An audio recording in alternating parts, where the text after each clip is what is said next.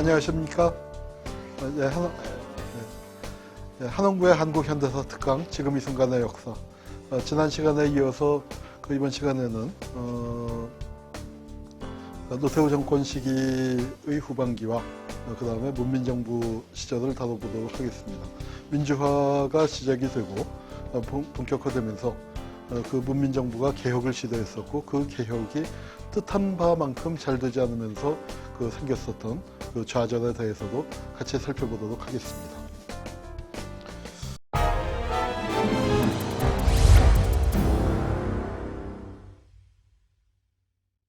자, 지난 시간에 이제 노태우 정권에 대해서 살펴봤는데, 88 올림픽까지도 성공적으로 치렀습니다. 그 성공적으로 치르고 88 올림픽 무렵에 진짜로 그 사람들이 민주화는 또 어느 정도 달성을 했으니까 이제 통일운동으로 나가자, 이제 그런 마음도 학생들 속에서 한편으로 있었고요. 그리고 그다음에 민주화의 내용을 심화시키자. 그러니까 이제 한편에서는 학생운동이나 뭐 그런 쪽에 너무 급진화되는 것 아니냐. 또 북한하고 통일운동을 하다 보니까 북쪽하고 너무 가까워지는 거 아니냐.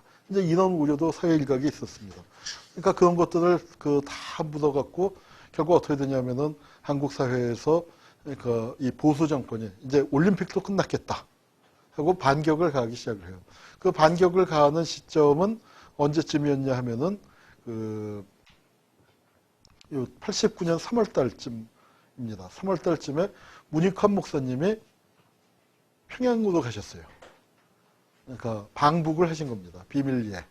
그래서 갑자기 이제 그 성명을 문익환 목사님의 방북을 했다라고 하니까 그 이전까지도 슬슬 올림픽이 끝나고 분위기가 달아오르기 시작을 했습니다. 이게 도저히 두고 볼 수 없다.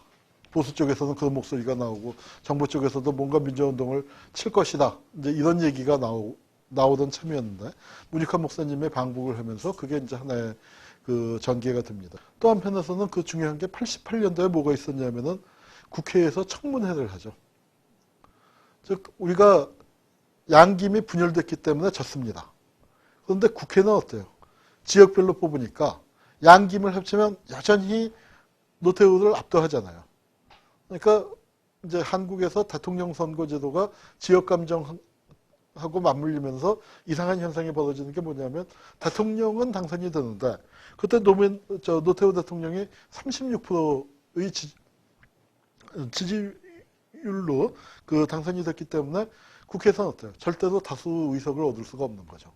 즉 부산, 그러니까 경남 지역과 호남의 그리고 또 충청도는 이제 김종필 씨가 그렇게 하고 있으니까 이 의석 분포에서 확 밀려버린 겁니다. 그런 여소야대 국회가 들어서서 청문회를 하기 시작합니다. 뭘 하느냐? 50비리와 광주 학살에 대한 청문회를 시작을 했죠. 50비리에는 80년대 언론통폐합도 들어가고 일해재단, 전두환이가 돈 받아먹은 얘기도 들어가고 여러 가지가 이제 터져나오기 시작을 했습니다. 그때 이 50 청문회가 시작되고 나니까 길거리에 나갔더니 사람들 눈빛이 달라졌어요. 이게 과거사로서 지금도 과거사 진상규명 작업을 한다고 뭐 이것저것 이제 하고 있습니다만, 그런 몇십 년 전의 얘기가 아니라 불과 몇 년 전의 얘기잖아요. 88년도에 광주 학살을 얘기한다는 건 뭡니까? 불과 몇 년 전일 뿐만 아니라 공소시효가 살아있는 문제들을 얘기하는 것이죠. 굉장히 중요한 차이입니다. 지금은 어때요? 저 과거사 하느라고 정말 3년 동안 군대 2번 간 심정으로 죽어나가고 했습니다. 근데 그걸 하면서 나름 보람도 있었지만 참 마음 아프고 창피했었던 게 뭐냐면은 억울한 사람들 붙잡아다가 고문하고 간첩 만들고 그랬었던 사람들을 다 조사, 누가 했다는 걸 뻔히 알면서도 단 한 명도 감옥을 보내지 못했죠. 우리가 감옥을 보내려고 하는 건 아니지만, 조사를 한 게 꼭 그건 아니지만, 그럴 힘이 있는데 안 보내는 거하고 힘조차 없었던 거하고는 아주 굉장히 큰 차이가 있지 않습니까? 근데 88년 그 시기에는 그게 과거사 문제가 아닙니다. 우리가 다루는 모든 과거사 문제는 자기 시대에 펄펄 뛰던 현대사입니다. 가장 중요한 문제였습니다. 45년 해방 직후에 친일파 청산보다 더 중요한 문제가 어디 있습니까? 한국전쟁 때 민간인 학살보다 더 중요한 문제가 어디 있습니까? 군사정권 시절에 인혁당 사건이니 뭐 이런 조작간첩 사건보다 더 중요한 문제가 어디 있습니까? 그 사건들을 다 지금 어떻게 했어요? 다 먼지 쌓이게 빗바라게 해놓고 세월 다 흐른 다음에 지금 깔짝깔짝 하는 신용하고 있죠. 안 하는 것보단 100번 필요한 일이지만 정말 하는 입장에서도 참 가슴이 아픈 거 많습니다. 이런 조사 작업 시작되기 전에 돌아가신 분도 무지무지하게 많습니다. 그러나 하여튼 그때 88년도에 그래도 우리 역사에서 처음으로 과거사를 하는 신용을 했어요. 그런데 하다가 어떻게 했어요? 하다가 말았죠. 하다가 말았습니다. 여러분 아마 기억나십니까? 마지막 청문회 하던 날 백담사에 있던 전두환이를 불렀죠. 그래서 국회에서 하다가 어떻게 했어요? 우물우물하고 끝내지 않았습니까? 그래 놓고 그게 12월 31일이었습니다. 89년 12월 31일. 해가 바뀝니까? 어떻게 돼요? 회기가 끝났다고. 국회 이제 문 닫는데. 저는 그때 노무현한테 반했습니다. 청문회 할 때도 잘했죠. 청문회 할 때도 잘했지만 노무현한테 제가 그 역사 그때는 뭐 그때 미국에 있었나? 하여튼 그 대학원생으로서 이제 반했었던 게 뭐냐면은 청문회가 끝나고 전두환이는 그렇게 퇴장을 했습니다. 그때 노무현이 의석에 앉아 있다가 명패를 집어던졌죠.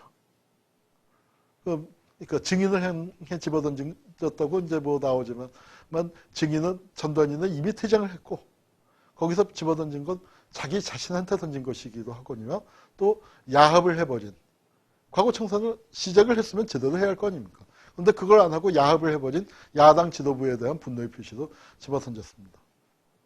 그렇다면 왜 제가 반했냐? 그 광경을 저도 텔레비로 보고 있는데 가슴이 터질 것 같은데 노무현이 명패 집어던지지 않았으면 내가 우리 집 텔레비 집어던졌을 거예요. 그런 심정이었습니다.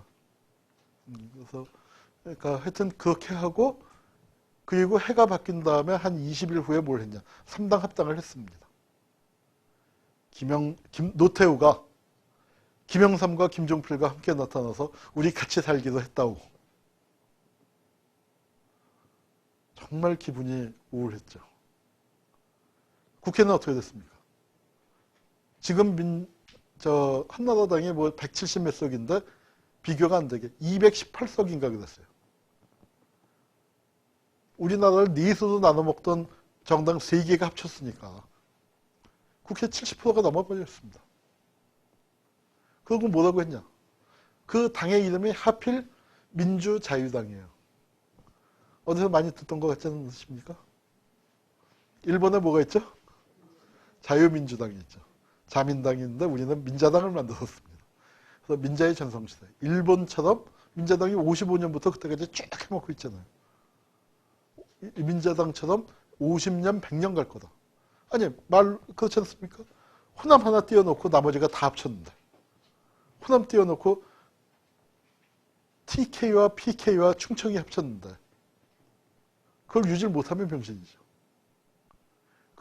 그런 암담한 상황을 만들어 놨습니다. 그리고 그런 상황을 만들기 위해서 뭘 했습니까? 과거 청산을 물 건너가게 하고. 그렇게 된 것이죠. 그래서 보수연합이 대연합의 실현이 됐습니다.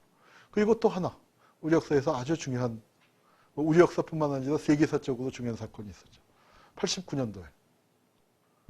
가을이 되더니 동구권이 흔들흔들 하더니 하는데 무너지기 시작했죠. 동구 사회주의 체제가 동구 전공자의 표현을 빌면은 혁명은 혁명인데 무슨 혁명이냐? 언플러그드 레볼루션이다. 저기 전기 플러그를 빼버렸다 이거죠. 체제가 무슨 징후를 보인 게 아니라 갑자기 전기 빼버리면 어떻게 합니까? 딱 서버리는 그런 식으로 무너졌습니다. 이게 한국의 운동권에도 굉장히 큰 영향을 미치죠. 그 당시에 80년대에는 솔직히 얘기해서 사회주의를 목표로 하던 사람들이 굉장히 많았습니다.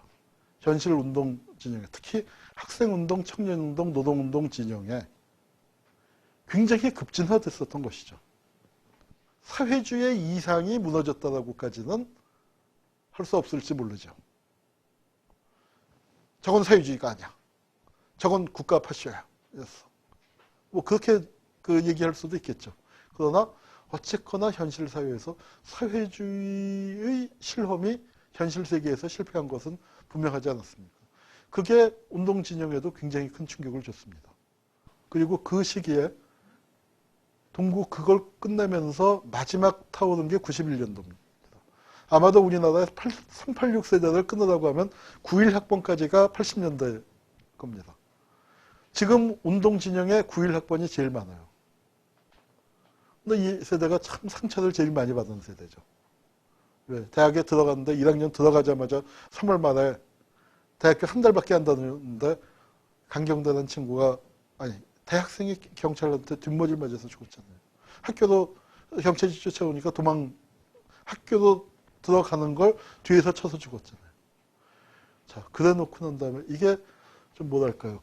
저는 그때 미국에 있었지만 정말 미국에 있을 때 제일 견디기 어려웠던 시기가 바로 이 시기였습니다. 그때는 이제 인터넷이 아직 보급되기 전이었는데 제가 신문을 받아봤어요. 미국에 있었던 이제 한국 신문이 하도 늦게 옵니다. 신문을 펼치기가 겁나는 거죠. 또 누가 죽었을까? 정말 자고 일어나면 사람들이 하나씩 분신을 하던 그 시절이었습니다. 그러니까 그 아이들이 그걸 뭐라고 표현을 해야 할까? 정말 이루 말할 수 없는 깊은 절망감 속에서. 그리고 그 시절에 87년 6월 항쟁 때는 정말 신났거든요. 정말 신나게 세상을 바꿔볼 것 같았는데 87년 선거에서 지고 쭉쭉쭉 밀리는 것 같더니 89년도에 동구가 와장창 무너지고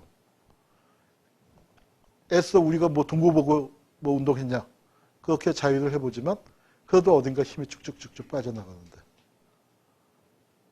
91년도에 사람이 죽어나가기 시작을 했거든요. 그런 속에서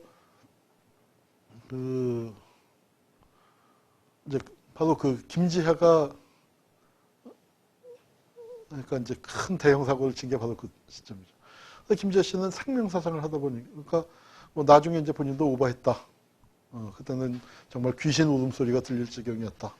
자기가 정상이 아니었다 했지만 하필 조선일보에다 죽음의 쿠판을 걷어치워라. 그러니까 그런 글을 썼고 이제 하여튼 그런 글에 상처를 받고 심지어 어떤 일이 있었습니까?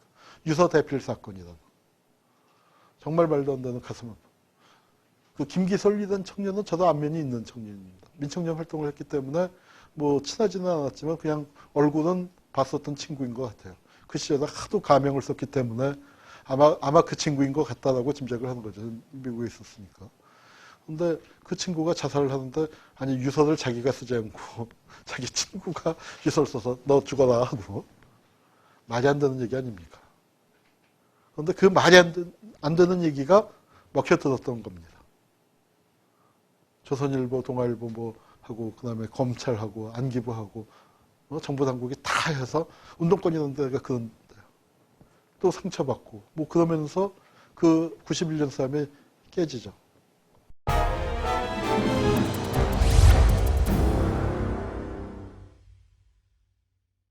92년 대통령 선거 치르면서 이때 이제 김영삼 씨가 3당 합당을 하고 난 다음에 나름 어려웠죠. 그냥 3당 합당이라는 게 한 지붕 세 가족 아닙니까? 민정계가 이제 제일 안방을 썼는데 안방을 내주기 싫을 거 아닙니까? 자기네가 안방을 다시 쓰고 싶을 거 아닙니까? 근데 김영삼이는 안방을 차지하면 안 나갈 것 같으니까 김영삼을 견제할 수밖에 없잖아요. 그게 이제 박철원과 김영삼의 대립으로 나타나는데 그거 세세하게 콜콜하게 할 시간은 없고요. 다만 하여튼 김영삼이 무대뽀로 밀고 나가는 거 잘 우기죠. 민자당이 선거에서 졌습니다. 져서 이제 막 인책 사임을 하려고 이제 선거에서 지니까 민정계에서는 잘됐다 이 기회에 김영삼을 물먹이자 하는데 김영삼은 야 우리가 이긴 거다 선언을 하고 의석을 70석을 잃었는데 우리가 선거에서 이겼다라고 우긴 사람입니다. 굉장히 대단한 분입니다. 하여튼 김영삼이 이제 그렇게 우기고 어쨌거나 문제는 뭐냐면은 옛날 민정계나 옛날 군사독재 쪽에다가 가서 뭐랄까요 고스톱에 비유한다면 쇼당을 걸었다고나 할까요? 나한테 대통령 줄래? 아니면은 내가 나가서 판을 깨버릴까? 지네는 지네가 하고 싶어서 김영삼이를 물먹이려고 하는 거잖아요. 나는 나가서 김대중이 내가 나가서 김대중한테 당신 대통령 하쇼 하면은 김대중이가 대통령 되는 거야. 내가 대통령 하는 게 나아, 김대중이가 대통령 하는 게 나아. 일종의 그런 걸 부른 거죠. 그러니까 어쩔 수 없죠. 이 민정계에서는 뭘 요구했냐면 내각제 합의를 한 겁니다. 내각 책임제도 돌아가면서 해먹는 걸로. 그러니까 김종필도 돌림천재 한번 돌아올 수 있지 않습니까? 그러니까 김종필도 좋아하고. 근데 내각제도 하면 어때요? 김영삼이는 평생을 대통령 하려고 살아온 사람인데 그래도 헌법이 바뀌어서 5년밖에 못하는 것도 억울해 죽겠는데 내각 책임제 하면 1년 반 하다가 물려줘야 하잖아요. 잘해야 2년쯤은. 그러니까 싫어 하고 튕긴 거죠. 그래서 내각제 합의를 김영삼이가 깼지만 김영삼을 깼다고 김영삼한테 너 왜 약속 깨? 이거 너한테 줄 수 없어. 그게 안 돼서 김영삼이가 이제 대통령 후보가 되고 그 당선이 된 겁니다. 김영삼이가 대통령 당선됐을 때 92년 대통령 선거가 끝나고 저는 그때 미국에 있었습니다만 한국에서 오는 마린이 그땐 길리란 잡지도 있었어요. 그걸 보는데 정말 그 전라도 쪽에 그 깊은 좌절. 그러니까 아마 지금도 그 기억에 나는 인터뷰 기사가 그 술집 아가씨들이 김대중 당선되라고 정말 그 팁 받은 거, 그거 몇십만 원씩 그렇게 보냈는데, 이제 우리는 어떻게 해요? 라고. 이제 그것도 전라도에서 뭔가 별 수 있냐? 애 많이 낳자. 뭐 이제 그러고 있다는 참 쓸쓸한 그런 기사들 읽었습니다. 그리고 김대중도 정계 은퇴하고, 그 무렵에 정주영도 대통령 선거 나왔다가 이제 정계 은퇴하고, 그런데 김영삼이가 하여튼 당선이 됐고 취임을 했습니다. 김영삼의 취임을 문민정부라고 불렀죠. 노태우 때는 육공화국이라고 불렀는데 우리가 뭐라고 했냐면 저게 군사정권에 물탄 거죠. 노태우 별명이 물태우였습니다. 물르다고 해서 물태우도 있지만 5공화국에 물탄 거 아니냐. 저걸 6공화국이라고 불렀는데 우리가 5.5공화국이라고 많이 했습니다. 내각의 절반이 5공 때 장관하던 사람이고 노태우의 출신도 그렇고 선거 자금 다 전두환한테 다 받았고 그러니까 뭐가 다른 거냐. 다만 물러졌다. 본질은 똑같은데 좀 말랑말랑해진 거 아니냐. 이제 그랬었습니다. 그런데 이제 김영삼은 문민정부가 되니까 참 헷갈렸습니다. 지금도 헷갈리는 문제예요. 김영삼이가 민주화 된 거냐 아니냐. 그러니까 우리 갓기도형 민주화라고 제가 말씀드렸죠. 대한민국은 민주화 된 것도 아니고 안 된 것도 아니다. 그랬을 때 김영삼을 민주화 된 걸로 봐야 합니까? 아닙니까? 전두환 노태우에 비하면 엄청 민주화 된 거죠. 그러나 우리가 생각하는 그 기준에 따르면 또 아닌 거죠. 그래서 하여튼 우리가 아직까지 했는데 정말 재밌는 현상이 벌어졌습니다. 김영삼의 인기가 하늘을 찌솟은 겁니다. 한창 때는 인기가 90%가 넘었어요. 서태지보다 인기가 좋았습니다. 진짜입니다.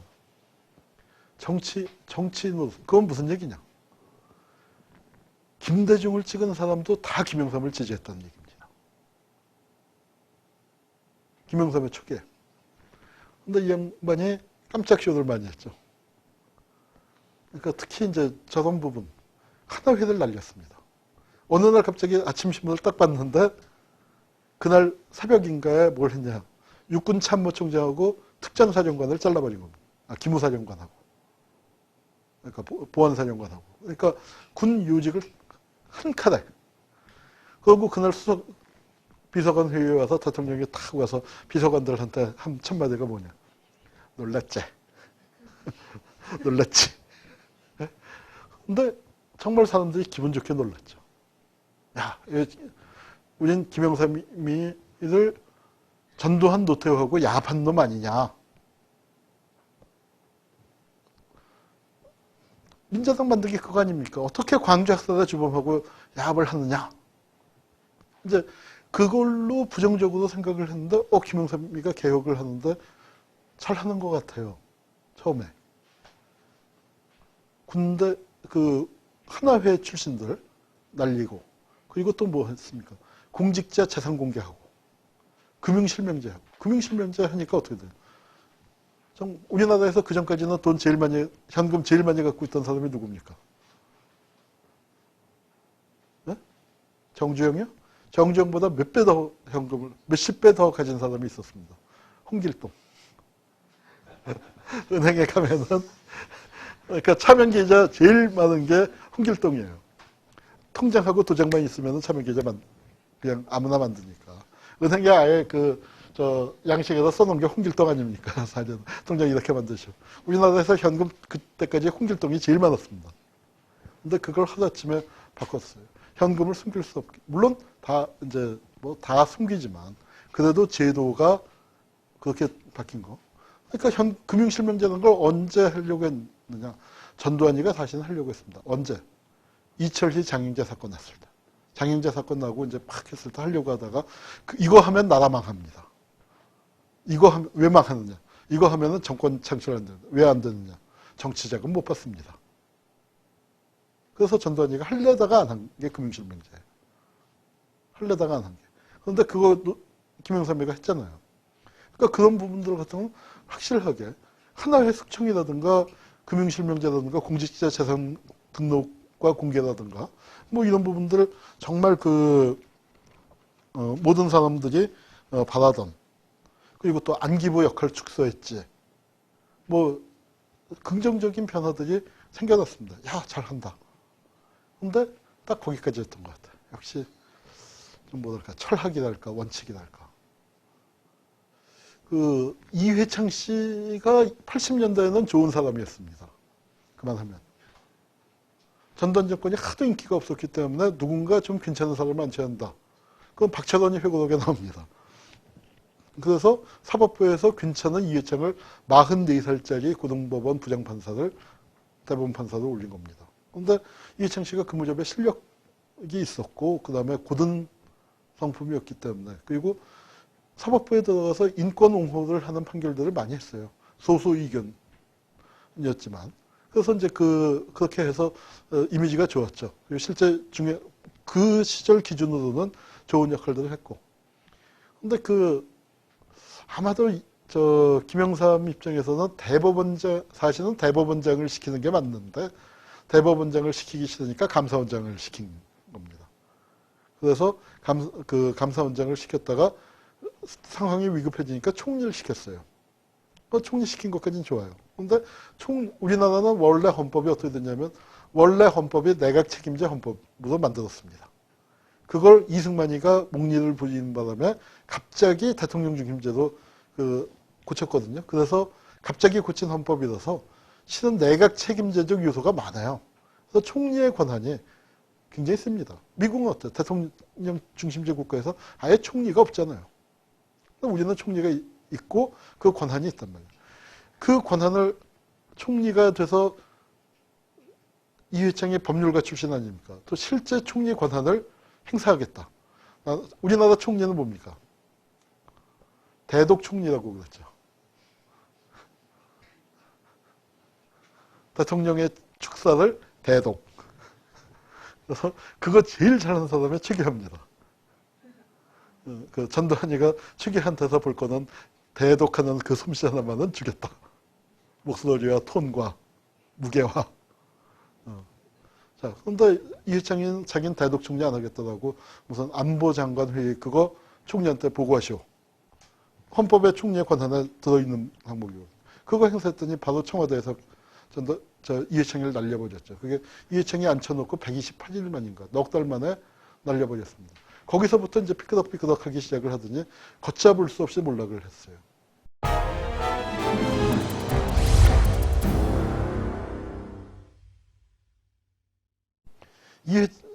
와이스가 초창기에는 인기가 하늘을 찔렀습니다. 와이스는 못 말려라는 대통령을 소재로 한 유머집이 30만 부가 나갔어요.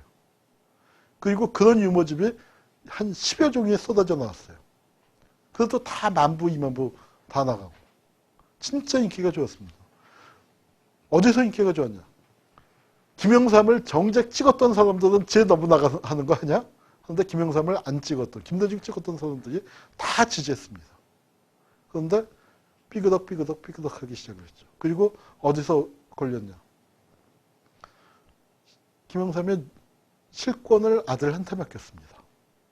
김영삼이가 늘 하던 얘기가 있어요. 정치인이 머리는 빌릴 수 있다. 근데 건강은 빌릴 수 없다.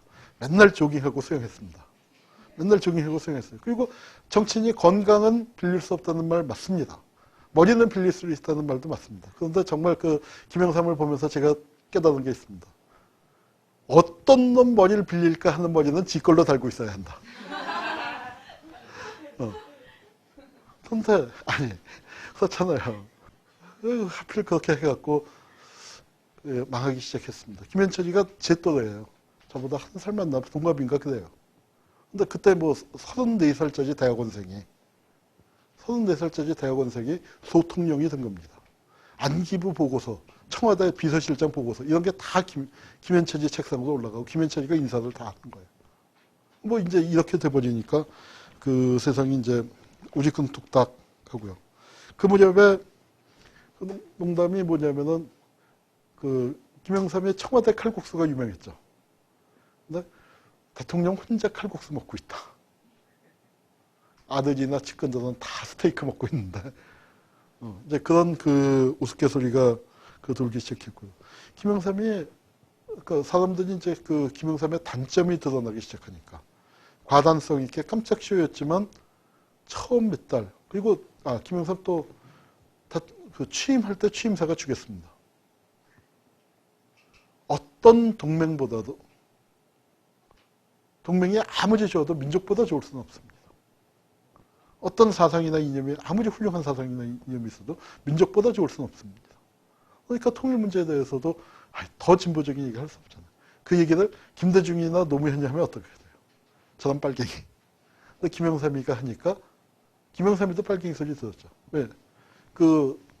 그냥 한원상 그 부총리나 또는 뭐 그 교문수석했던 김정남 씨나 뭐 이런 분들 이제 뭐 빨갱이다 그 정권 내부에서 이제 그 칼 맞고 뭐 이제 그렇게 됐지만 그래도 김영삼이니까 그런 얘기를 할 수 있는 거죠. 다른 사람 그냥 노무현 때 보세요. 노무현이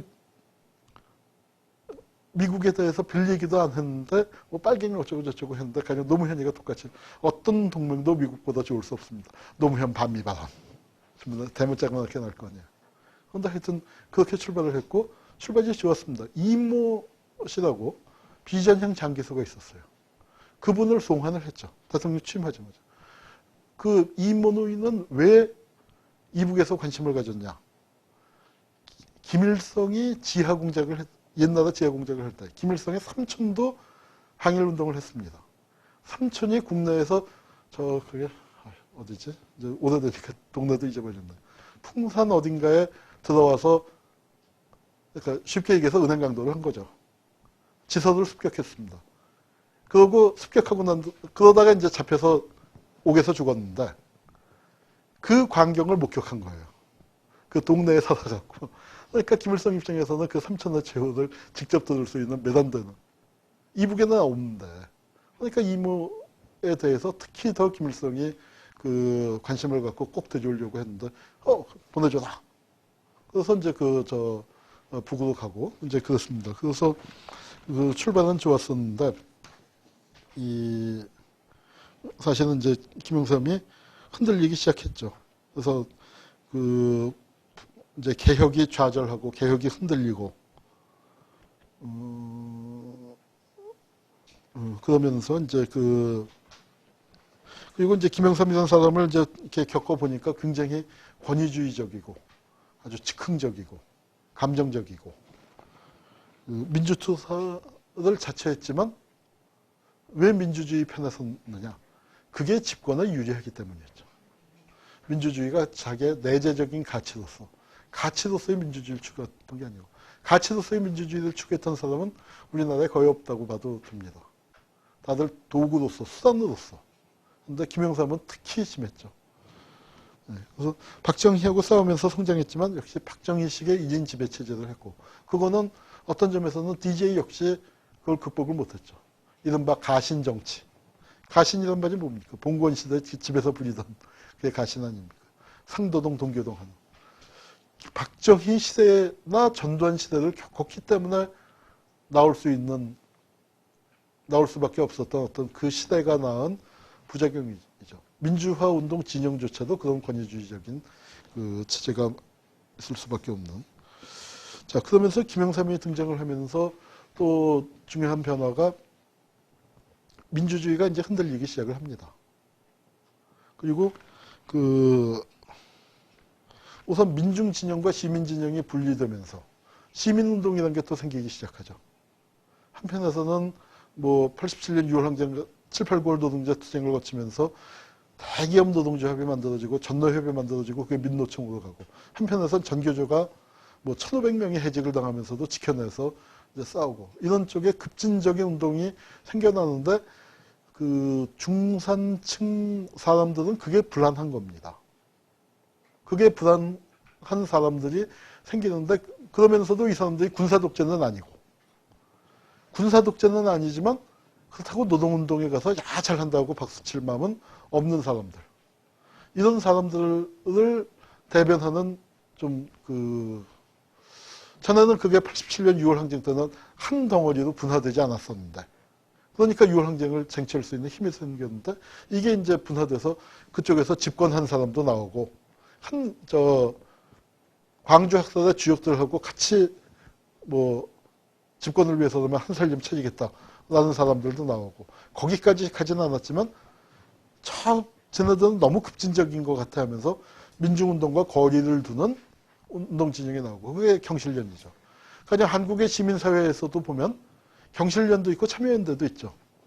다 시민운동이라고 하지만 글쎄 뭐 제 자의적인 분류일지 모르겠습니다만, 경실련은 민중운동을 두들겨 패면서 우리는 쟤네랑 달러 라는 걸로 좀 득을 봤다면, 참여연대는 민중운동과 차별성을 인정하지만 상호 존중하고 이게 같이 가야 한다. 그러나 우리는 좀 뭔가 저쪽하고 다른데 서로의 영역이 있다. 그러니까 따로 협동하고 따로 비판하고 이제 이런 관계로서 하는데, 하여튼 시민운동이 처음 생긴 건 경실련 분위기였고, 그거 조선일보니 뭐니 언론에서 다 키워줬었죠. 왜냐하면 급진운동을 비판을 하니까.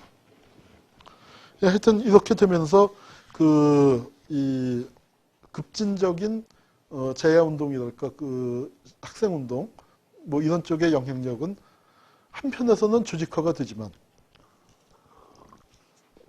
또 한편에서는 영향력이 점점 축소되어가는 이제 그런 과정을 겪었습니다.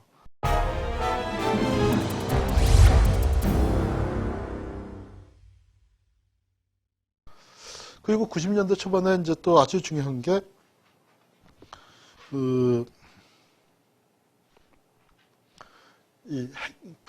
북한 핵 위기가 시작이 되죠. 80년대까지는 핵 문제가 어땠습니까?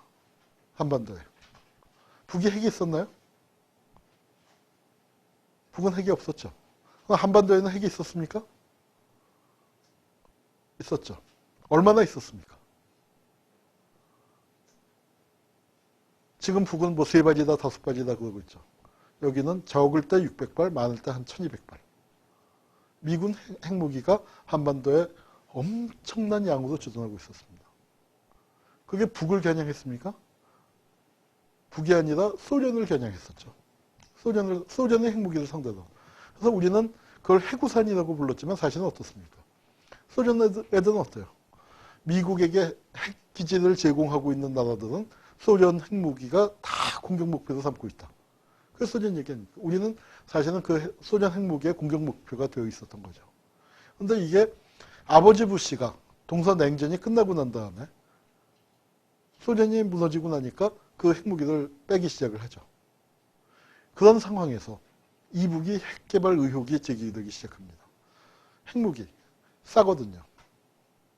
한 방을 갖춰놓고 있으면 이걸로 내가 누굴 치겠다는 아니지만 날 치기만 해봐 같이 죽자. 더군다나 미군은 어때요? 한반도에 서울에만도 몇만 명이 살고 있지 않습니까? 미국은. 그러니까 이북 입장에서는 자, 경제가 어렵고 동구가 무너지고 그런 상황 속에서 군사적인 부담은 점점 커지고 자, 남과 북이 똑같이 군비를 써도 1인당 부담이 어떻습니까? 북이 2배일 수밖에 없잖아요. 똑같은 경제력 하에서 똑같은 경제 수준이고 그런 상황에서 똑같이 군비를 쓴다 하더라도 똑같은 금액을 쓸 때 어때요? 인구가 절반이니까 2배의 부담이 있잖아요. 그런데 우리는 어때요? 주한미군 있지. 그 다음에 경제력 격차는 점점 커지지. 이북으로서도 비싼 재래식 무기 쓸 수가 없단 말이에요. 그러니까 핵에 집착을 하기, 이제 자꾸 하게 되는 부분이 있는데, 입장을 바꿔놓고 생각해 봅시다. 동서냉전에서 소련이 무너진 게 아니라, 사회주의 국가가 무너진 게 아니라 미국이 무너졌어. 다 무너졌어요. 우리만 남았어. 북한이 소련을 엎고 이렇게 있을 때 그럼 우리는 어떤 공포였겠어요? 그러니까 그런 이북 입장에서는 말도 못하는 코너 상태에 몰려 있었죠. 그런 상태에서 이제 그 핵무기 개발 의혹이 되고, 그리고 뭐 NPT 문제를 갖고 이제 뭐 탈퇴한다, 가입한다, 뭐 으쌰으쌰 하면서 94년도에 어디까지 갔습니까? 전쟁 직전 상황까지 갔죠. 그때 한국 정부는, 김영삼 정부는 진짜 왔다리 갔다리 했습니다. 정책이 17번인가 바뀌었어요. 그래서 정책이 너무 많이 바뀌었다. 이렇게 일관성이 없냐? 라고 했는데 가만 보니까 일관성이 있더라고. 뭐냐면 어떤 점에서 일관성이 있냐? 왜 정책이 많이 바뀌었냐면 한국은 그때 유일한 목표는 자기의 존재를 인정해달라 했던 것 같아요. 그러니까 미국과 북한이 싸울 것 같으면 말리고 친해질 것 같으면 야 이북이 나쁜 놈인데 왜 싸워? 왜 저거 야단하는 척? 이렇게 투정을 부리고 그러니까 이제 계속 왔다리를 계속 했죠. 근데 하여튼 그때 전쟁 발발 직전 상황까지 갔는데 막판에 그건 클린턴 행정부였습니다. 부시 행정부가 아니고 미국 역사에서 보면은 공화당이 매파인 것 같지만 실제 전쟁은 민주당이 더 많이 했어요. 참 아이러니긴 한데. 근데 하여튼 클린턴 행정부가 미국 이북을 북폭을 하려고 하는데 그때 카터를 마지막 수단으로 보낸 거죠. 그리고 카터 효과 없이 결렬되고 카터가 평양 떠서 북한 영공 벗어나면은 바로 폭격 시작하려는 그 타이밍에 진짜 그랬답니다. 진짜. 뭐 그런 상황에서 서울 불바다 발언도 있었죠. 북에서 남북회담 하는데 북쪽 대표가 나와서 톡하게 우리는 가만히 있을 줄 알아? 여기서 서울이 멀지 않습니다. 회담에 나와서 할 얘기 아니죠. 그런데 아마 작전으로 나온 거죠. 우리 이북이 하는 말이 늘 하는 말이 뭐냐면 우리는 전쟁을 원하지 않지만 피하지도 않는다. 원하지 않지만 피하지도 않는다. 이제 그러면서 이제 그래 싫다면 쳐봐. 우리도 수십 년간 전쟁을 준비한 나라야. 이북이 버티는 게 뭡니까? 싸워서 북한하고 이기는 게 아니에요. 북한이 미국하고 싸워서 이기겠습니까? 그런데 지는 거 알지만 뭐냐면 나를 건드리면 내가 너 어떻게 이기겠니? 그런데 날 건드렸다가 나는 죽겠지만 너도 팔 하나 뛸 각오, 평생 기어다닐 각오 해라. 평생 기어다닐 각오 돼 있으면 날 건드려. 그러면 어떤 놈이 건드리겠습니까? 이북이 버티는 건 그거죠. 약한 나라가 큰 나라하고 싸울 때 그런 깡 없으면 어떻게 싸우겠습니까? 그거 하나로 버티는 거죠. 그리고 이제 또 하나, 그때 농반진반. 한반도 최대의 전쟁 억지력은 뭐냐? 이제 전쟁 억지력이 전에는 북이 쳐들어오는 거였는데, 이제는 미국이 공격을 하는 게 되니까. 농반진반. 여러분, 서울의 교통체증을 고마워하십시오. 서울의 교통체증이 한반도 최대의 전쟁 억지력이었습니다. 미국 애들이 암만 시뮬레이션을 돌려도 전쟁 발발한 상태에서 미국인을 소개할 방법이 없는 거예요. 시뮬레이션 돌리는데 미국인 몇만 명 사망이 나오는 거죠. 서울에 몇만 명 있잖아요. 그리고 서울 불바다 드는데 뭐 폭탄이 미국 놈 가지겠어요? 미국 놈 조선 놈 가질 리 없잖아요. 그런 상태에서 이렇게 뜨니까 야, 이건 뭐 개전하자마자 미국인 몇 명 사망하는 시나리오가 나오니까 그러니까 미국도 함부로 치지 못하는 거죠. 그 이북을 함부로 치지 못하고. 하여튼 그럼에도 불구하고 94년도 상황은 전쟁 직전까지 했습니다. 그때 카터가 들어가서 김일성을 만나서 아니 우리 핵무기를 절대화시키는 거 아니다. 이런 조건이 보장되면 우리 핵을 해제할 수 있다. 뭐냐? 쉽게 얘기해서 그거죠. 이북 핵을 미국이 비싸게 사주면 됩니다. 이북 핵을 미국이 사주면 돼요. 사주고 대신 앞으로 친하게 지내자. 김일성이 요구한 게 그거였죠. 그래서 카터가 들어보니까 그게 말이 안 되는 게 아니거든. 장사가 거래가 충분히 되겠단 말이에요. 그러니까 클린턴한테 아 이거 지금 그럴 거 아닌 것 같다. 대화도 풀 수 있는 문제 같다. 이게 맨 말단들끼리가 아니라 그 정도 대통령급 레벨에서 얘기를 하니까 확 풀려버린 거 아닙니까? 그래? 그러면은 전쟁 스톱. 그렇게 됐어요. 그리고 카터가 얘기한 게 뭐냐면 김일성이 얘기한 게 남북 정상회담도 하자. 내친 김에. 어차피 한반도 문제를 풀려면 한미 간의 패키지로 해야 하는 거니까. 그래서 정상회담이 합의가 됐습니다. 정말 그게 그 하늘이 무심하다는 게 딱 그게 그런 때죠. 그 정상회담을 합의해 놓고 정상회담 개최하기 한 2, 3주를 3주쯤 남았죠. 7월 28일인가가 하는데 7월 7일 날 김일성 주석이 갑자기 세상을 떠났죠. 그때 사실은 김영삼이 진짜 그 머리를 빌릴 수 있다면, 제대로 된 머리를 빌렸다면 그 상황을 잘 넘길 수 있었습니다. 야, 저 새끼들은 왜 세습을 하고 어떻게 지금 때가 어느 때인데 이런 21세기, 20세기에 세습을 하고 저런 봉건왕조가 어딨어. 이렇게 할 게 아니라 저 같으면 이러겠습니다. 정중한 조전을 보내고 왜냐하면 어차피 정상회담을 한다고 치면은 김정일하고 할 거 아니에요. 국가로 치면은 전임 국가 주석에 대한 얘기고 개인으로 치면은 아버지 장년이에요. 더군다나 언제 정상회담을 하기로 했는데. 그리고 김일성이 죽고 난 다음에 이북체제가 요동을 굉장히 슬퍼하겠지만 후계자 구도는 이미 수십 년 전에 정해져 있는 상황이고 정상회담을 안 할 게 아니고 김정일하고 할 거라면 조문 프로그램을 가동을 시켜야 할 거 아니에요. 그런데 우리는 어떻게 됐어? 전군의 비상사태. 게다가 통일운동 하던 사람이나 정치인들 쪽에서 조문하겠다고 하니까 어떻게 했습니까? 잡아가뒀잖아.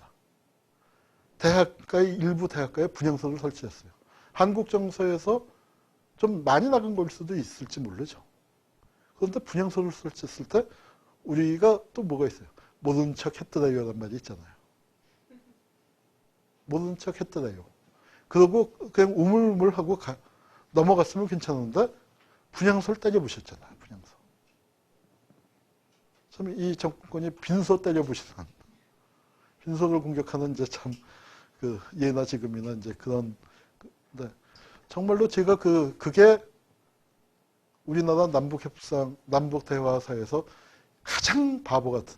저는 미국에 있을 때 제가 공부하던 학교에 이북 사람들이 와서 연설을 한 적이 있어요. 북핵 문제 이게 뭐 계속 파도를 탔지 않습니까? 그럴 때 이제 이북에서 대표단이 와서 미국을 돌았어요. 근데 와서 이제 우리 학교에서 연설을 하는데 정말 아주 능수능란하게 농담 잘 해가면서 이제 쫙 해요. 근데 끝나고 난 다음에 질문을 드렸어요. 질문을 이제 쫙 하면서 무슨 얘기를 했냐면은 정상회담 안 할 거냐. 남북관계 풀어야 하지 않느냐. 당신들 입장이 뭐요? 이렇게 미국에서만 할 게 아니고 그리고 남쪽이 어떻게 하면 대화하겠어. 했더니 정말 그 전까지 능수능란하게 얘기하던 사람의 표정 딱 굳어지더니 정색을 딱 하면서 한마디 딱 하더라고요. 조선 속담에 천하의 불망나니를 상갓집 앞에서 춤추는 놈이라고 했습니다. 상갓집 앞에서 춤추는 놈하고는 상종하면 안 됩니다. 정말 찬바람나게 딱 그러더라고요. 그러니까 이제 그 남북대화가 그렇게 깨진다. 남쪽에서는 그게 뭐예요? 임수경이 북한 갔을 때 한겨레 신문에 나온 중에서 제일 재밌었던 게 뭐냐면, 그러니까 이제 기관원을 그때 이제 불독처럼 그려놓잖아요. 그 임수경이 앉혀놓고 이제 다그치는 거예요. 그러다가 통일되면 너 책임질래? 통일되면 책임질래? 우리 사회에 통일을 싫어하는 사람들이 많이 있습니다. 우리에서 오는 통일을 외치는 사람들이 많을 것 같지만 실은 통일을 겁내고 싫어하는 사람들이 많이 있죠. 그 세력이 하는 새에 갑자기 남북정상회담이라는 상황이 조성이 됐잖아요. 그리고 미국은 클린턴은 조의를 표했습니다. 거기에 미국 보수층이 쫙 하니까 클린턴이 씩 웃으면서 한마디 했죠. That's diplomacy. 야, 그런 게 외교야. 그게 외교야 하라고 한마디로 그냥 착 주겠죠. 근데 우리는 어떻게 됐냐면 그 상황을 박홍 등을 비롯한 보수파가 확 들고 일어나서 김일성 전범을 갖다가 뭐 어쩌고저쩌고 하면서 김일성 조문하자고 하던 놈들이 빨갱이들이다. 뭐 해서 잡아들이고 뭐 그렇게 되니까 남북관계가 깨졌고 그게 94년에 하기로 했던 게 사실은 그때 했어야 하는데 어떻게 됐습니까? 미뤄진 거죠. 김영삼 정권은 어떻게 했냐면 이북놈들 이제 게다가 김일성까지 죽고 자연재해까지 겹쳤으니까 곧 망할 것이다. 망한다. 저거 왜 안 망하지? 망해야 하는데 이러면서 세월 보낸 거고 이북은 이북대로 저런 놈들하고는 절대로 상종 안 한다.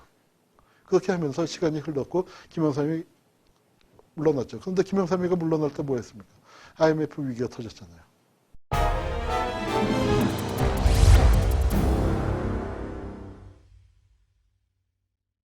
외환 위기가 터졌잖아요. 이제 김영삼이가 당선됐을 때 사람들이 좌절을 했었지만 처음에 몇 달 하는 걸 보고 다 좋아하고 인기가 하늘을 찔렀어요.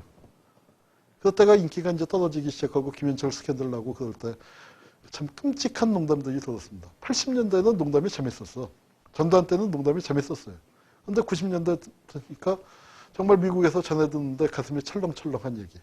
와이스는 못 말려 같은 건 재미있는 농담들이 실렸다가 어떤 농담이 생기냐니까 부산에 가니까 손가락이 쓰레기통마다 손가락이 득식을 하다. 무슨 얘기였더니 이 손으로 찍었어 하고 이 손으로 찍었어 하고 잘라버리고 그러고 조금 지나니까 눈알이 득식을 하다 이거. 내가 눈이 비었지 하고 다.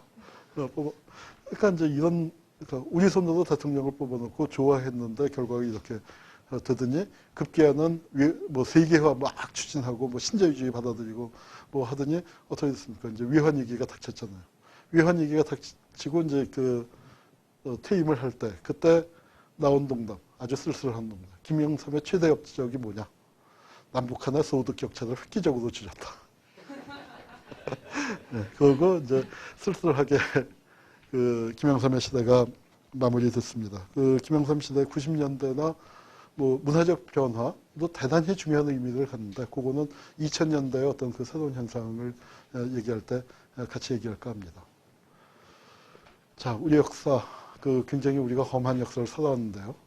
카르페 디엠이란 말이 있습니다. 예전에 개봉됐던 영화 죽은 시인의 사회에 나오는 아주 명대사입니다.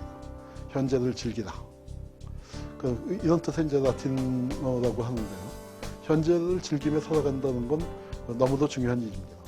우리가 지금 살아가는 현재, 이 현대사가 눈물을 삼키면서 즐기라고 발악하는 역사가 아니라 우리가 정말로 즐길 만한 역사가 되길 바라며 오늘 강의 마치겠습니다. 네, 감사합니다.